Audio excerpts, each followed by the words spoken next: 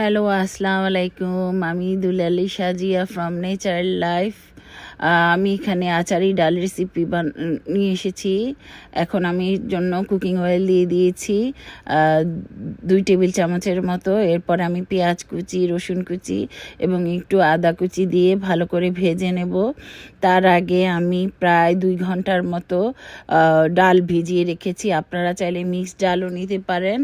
আমি আলাদা ডাল ছিল আমার। আমি ছিলা চনার ডাল, মসুর ডাল, মুগ ডাল, মাসকলার ডাল এগুলো আলাদা আলাদা করে ভিজিয়ে রেখেছিলাম। তো এখন আমি এক এক করে সব মশলাগুলি দিয়ে দিব। কিছু কাঁচামরিচও দিয়ে দিয়েছি সুন্দর একটা ফ্লেভার আসার জন্য। এখানে আমি 1 চা চামচ মরিচের গুঁড়ো, আধা চা চামচ হলুদের গুঁড়ো, 1 চা চামচ জিরার গুঁড়ো, 1 চা চামচ ধনে গুঁড়ো দিয়ে আমি মশলাটাকে ভালো করে কষিয়ে নিচ্ছি। কিছু টমেটো স্লাইস করে রেখেছিলাম, সেটাও দিয়ে দিব। এখানে আমি চনার ডাল ভিজিয়ে রেখেছিলাম, ধুয়ে সেটা দিয়ে দিচ্ছি প্রথমে, কারণ চনার ডালগুলি একটু শক্ত থাকে, তাই আগে একটু ভেজে নিলাম ভালো করে।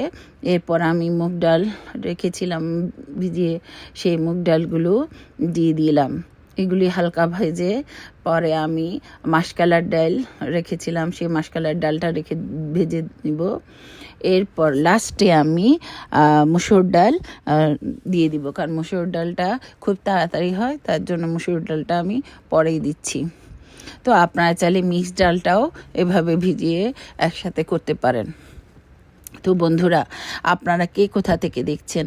যদি আমার ইউটিউব পেজ থেকে দেখেন অবশ্যই সাবস্ক্রাইব করবেন যদি না করে থাকেন, আর লাইক বাটনে প্রেস করে সুন্দর সুন্দর কমেন্টস করবেন। আপনাদের কমেন্টস পড়তে আমার খুবই ভালো লাগে এবং আমি আপনাদের কমেন্টস অনুযায়ী চলে যাই সবার পরিবারে। আচ্ছা, যাই হোক, এখন আমি পানি বয়েল করে রেখেছিলাম, সেটা আন্দাজ মতো আমি সিদ্ধ হওয়ার জন্য দিয়ে দিচ্ছি। আপনারা আপনাদের ডাল, কারো ডাল শক্ত থাকে, কারো ডাল একটু নতুন ডাল হলে একটু কম সময় লাগে, তাই আপনারা আন্দাজ বুঝেই দিবেন। আমি এখানে স্বাদ মতো লবণ দিয়ে দিয়েছি, তারপর ঢেকে আমি সিদ্ধ হওয়ার জন্য অপেক্ষা করছি।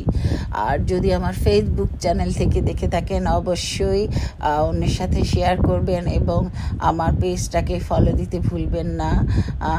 আর যদি আমার কোথাও কোনো ভুল ত্রুটি বা ভালো লাগে সেটাও কমেন্টস করতে ভুলবেন না। তো যাই হোক বন্ধুরা, এখন আমি ফোড়নের জন্য কিছু মশলা রেডি করব। তার জন্য আমি কালো জিরা নিয়ে নিচ্ছি আধা চা চামচ, চিকন জিরা নিয়ে নিচ্ছি আধা চা চামচ, মৌরি নিয়ে নিচ্ছি আধা চা চামচ, সরিষা নিয়ে নিয়েছি আধা চা চামচ।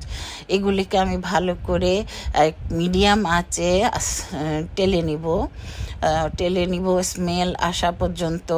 এগুলি আপনারা কখনোই বেশি আঁচে টালবেন না, তাহলে পুড়ে যাবে, তেতো হয়ে যাবে, কিন্তু ভালো করে ভাজা হবে না। তো আমার এখন এভাবে টেলে আমি হালকা ঠান্ডা করে এগুলি বেটে নিয়েছি পাটায়।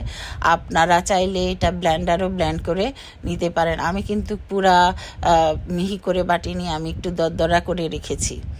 এখন আমি বাগারের জন্য প্রথমে এখানে 3 টেবিল চামচ ঘি দিয়ে দিচ্ছি, কারণ ঘিটা দিলে হয় কি খুব একটা স্পেশাল গ্রান আসে। এখানে আমি শুকনো জিরা দিয়ে দিয়েছি আধা চা চামচ, এরপর শুকনো মরিচ দিয়ে দিব 4-5টা, দিয়ে আমি ভালো করে একটু লাল লাল করে টেলে নিব, ভেজে নিব।